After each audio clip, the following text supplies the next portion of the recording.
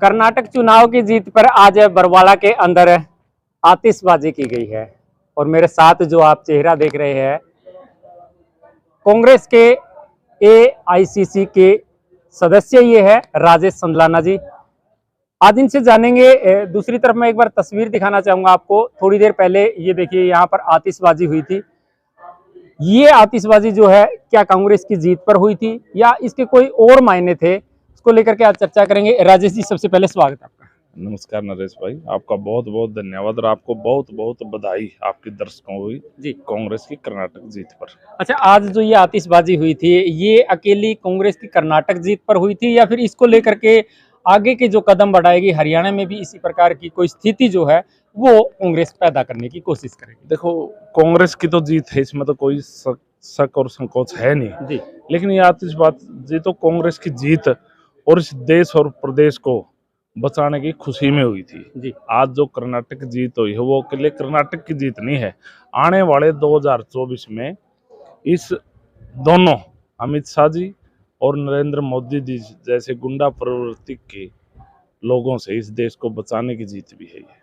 अच्छा, कल मैं ये कहना चाहूँगा कि कल कुमारी शैलजा जी उकलाना में आई हुई थी और उन्होंने एक बिल्कुल सरल स्वभाव में एक शब्द कहा कि अब बहुत जल्द समय आज को देखने के लिए मिलेगा कि कांग्रेस मुक्त भारत जो नारा दिया था बीजेपी ने, अब वो उसके विपरीत होता हुआ दिखाई देगा। अब बहुत जल्द बीजेपी मुक्त भारत आपको दिखाई देगा। ये सच्चाई है, आने वाला समय होगा बीजेपी मुक्त भारत होगा 2024 में। और आपके सामने ही है, अभी कर्नाटक के बाद दिसंबर में राजस्थान, मध्य प्रदेश और छत्तीसगढ़ के चुनाव है जिसमें 2 स्टेटों में तो कांग्रेस की सरकार है और मध्य प्रदेश में भी कांग्रेस की थी जब शुरू में सरकार आई। इन्होंने लूट और पैसे के दम पर कांग्रेस को तोड़ने का जो काम किया था, जैसे कर्नाटक में किया था, वैसा परिणाम इन स्टेटों में आने को मिलेगा। राजस्थान में भी तोड़ने का काम किया था। अभी 2 स्टेटों में कांग्रेस रिपीट करेगी और मध्य प्रदेश में कांग्रेस परचम लहराएगी। तो फिर ये कह सकती कर्नाटक का ये पहला कदम जो है वो इस तरफ बढ़ गया है कि बीजेपी मुक्त भारत करने के लिए पहला कदम बढ़ा दिया। सबसे खुशी की बात तो ये है कर्नाटक की, कर्नाटक के जो प्रभारी थे उसका ताल्लुक हरियाणा से है। हरियाणा के कैथल नरवाना से है जहां उसका घर है, जो पूर्वज रहते हैं श्री रणदीप सिंह सुरजेवाला जी, वो वहाँ के प्रभारी थे। और सोनिया गांधी, श्रीमती सोनिया गांधी जी ने, राहुल गांधी जी ने एक बहुत ही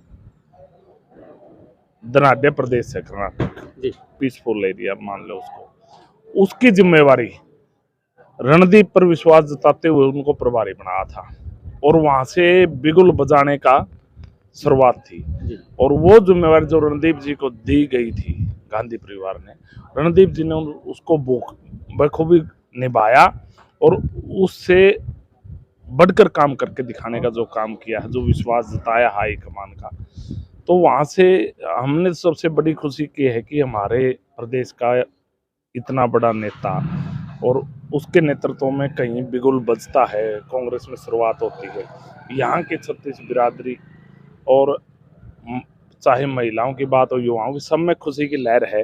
रणदीप जी सुरजेवाला जी के नेतृत्व में वहाँ से बिगुल बचा है। सबसे खुशी तो ये माने कि हरियाणा में भी कांग्रेस बन गई, इतनी खुशी हो रही है हमें। कर्नाटक नहीं, हरियाणा में भी कांग्रेस आ गई। तो ये बिगुल जो रणदीप जी ने बजाया है, इस बिगुल का 24 में ही बीजेपी का अंत करने का काम करेगा। राहुल गांधी की पदयात्रा का कितना असर इस चुनाव के रिजल्ट पर देख रहे हैं आप? बिल्कुल निखर के आया है। राहुल गांधी जी की लोगों ने देखा भाई ये सच्चा नेता है, ईमानदार है और काबिल तारीफ है, जो कहता वो करता है। वो निखर के बात सामने आई और कर्नाटक ने उसका जवाब दिया है बीजेपी को।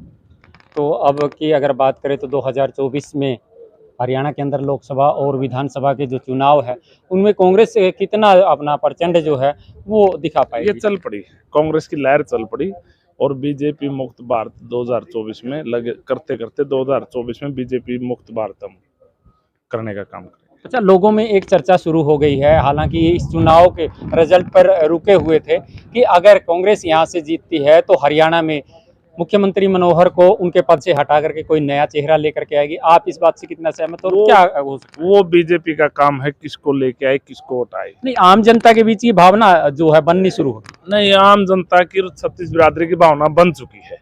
हरियाणा से भी बीजेपी मुक्त प्रदेश करने का काम करेंगे, चाहे अब खट्टर साहब को हटाए, कुर्सी पे बिठाए, वो समय जा चुका है। इनको 8 साल हो गए इस प्रदेश में राज करते हुए बीजेपी ने। 8 साल में किसान दुखी, किसान को मारने का काम, छोटा दुकानदार व्यापारी दुखी, मजदूर दुखी, कर्मचारी दुखी, हर तबका इससे दुखी है। और सबसे बड़ा गोलमाल और भ्रष्टाचार हर जगह, चाहे ईंट पाड़ेंगे तो उसमें भी भ्रष्टाचार नजर आएगा। सबसे भ्रष्ट सरकार है और 2024 के प्रदेश के चुनाव में यहाँ से चलता बनेगी। धन्यवाद। Thank you. तो राजेश संदलाना जी हमारे साथ मौजूद थे और कर्नाटक चुनाव के रिजल्ट पर आज इन्होंने अपने प्रतिष्ठान पर एक जो खुशी जाहिर की है, लड्डू बांट करके जिस प्रकार से वो खुशी जाहिर की है, इसके बाद इन्होंने जिस प्रकार से जो कहा है उनकी बातों से आप कितना सहमत है, कमेंट के माध्यम से सभी शब्दों का इस्तेमाल करके जरूर बताइएगा। लगातार इसी प्रकार से जुड़े रहिएगा, हम तमाम मुद्दों की अपडेट को लेकर के आपके बीच में आते रहेंगे। अपने सहयोगी के साथ मैं आपका साथी नरेश कुमार।